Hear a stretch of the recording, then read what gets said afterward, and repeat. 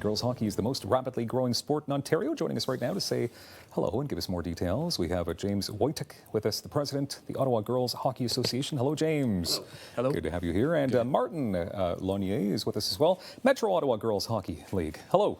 Thank you. Hello. Martin, we'll start with you. Tell us a bit about the Metro Ottawa Girls Hockey League. There's been some changes going on as well. Yeah, so the Ottawa Girls Hockey Association used to be part of a larger association league called the Ottawa District, but unfortunately what it meant was our membership would have to travel from as far as Glengarry to Smith Falls and as south as Cornwall, and we noticed a little bit of a dip in our numbers, so we combined with the Canada Girls Association and the Gloucester Cumberland Girls in Orleans, and we've created more of a central league, which has now allowed us to lose less membership because we're more centralized. Okay.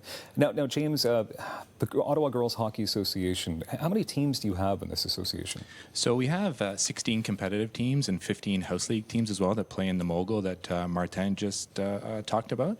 And with the competitive teams, they range all the way, from beginning novice, age 7 and 8, all the way up to our junior equivalent for women's hockey. So there's quite the spectrum of player abilities and capabilities and what we offer there as well. Okay. Now I know you're not all about competing, but you have been winning a bunch of tournaments lately. Yeah, we actually just had a very successful weekend last weekend. I actually just got back from Barrie late last night because my daughter's Adam A team won the tournament, the Barrie Shark Fest there. Wow. We equate, it's great. The girls have a lot of fun, but really it's more about growing the game at the grassroots level. That's sort of our milestone and our benchmark for success. Okay. Let's talk about some of the issues that are going on here as well, because area rinks are closing down in some spots. Obviously, this affects what you do. Oh, definitely. It definitely affects the cost as well. And I think, when we're talking about growing from the grassroots level, it really is a fundamental, that is the most important cost in any association is how much we pay for ice. And the city rinks are generally much cheaper, $180, $195 an hour versus $320, $340 for the private, rinks, right? So that cost is just going to go right down to the register and the participant, especially when you're trying to grow the game, once again, at the novice and even fundamentals level.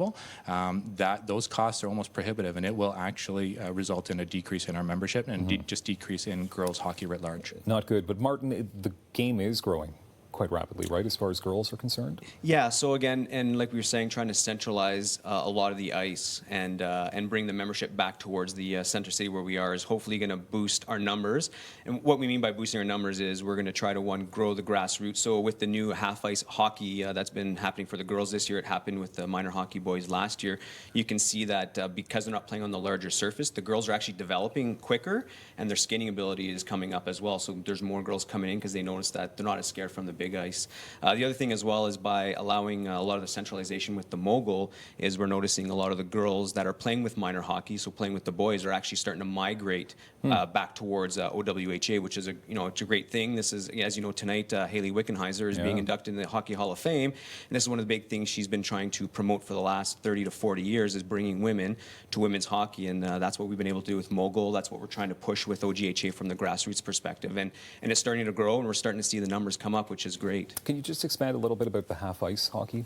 Yeah, so half-ice hockey, Hockey Canada has noticed that small ice games is better. There's more touches, and girls go on the ice a lot more often. So, for example, in the higher levels, so Adam and up to midget, the girls play a 32 to 35-minute game, 3 periods, and you can imagine with 3 lines of girls, you're getting about 8 to 9 minutes of ice time at the most. Okay. Right now at the half-ice, you're getting about 21 minutes of touch time and puck time for the girls, so that's helping to promote as well the skills in the small ice games. Makes sense. James, obviously you're talking about grassroots, that's important. So you've got a couple of programs, first shift and transition programs, those are helping out? That's right. We just actually started the first shift, which is a partnership with Bauer, the NHL, the Senators, and us as well.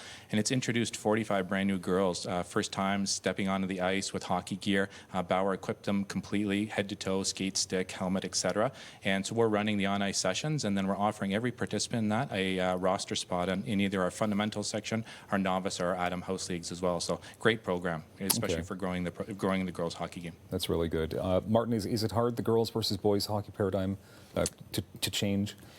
Is that one of the issues? I think it is a little bit, only because, as James alluded to earlier, there's the cost. So, for example, right now, a lot of boys don't have to pay blended ice rates. They get a lot of their ice from the city of Ottawa. Almost 100% of their ice comes from there at, like James said, about $195 an hour, where we have to go out and get private ice because we have such low numbers. We can't seek as much city ice, and therefore we're looking at a range of about $260 for an hour worth of ice. So again, it's going to take some time. I know we've been working really well with the City of Ottawa to start shifting that, but again, it's that, like you said, that mental change, right? Men have been playing hockey for over 100 years.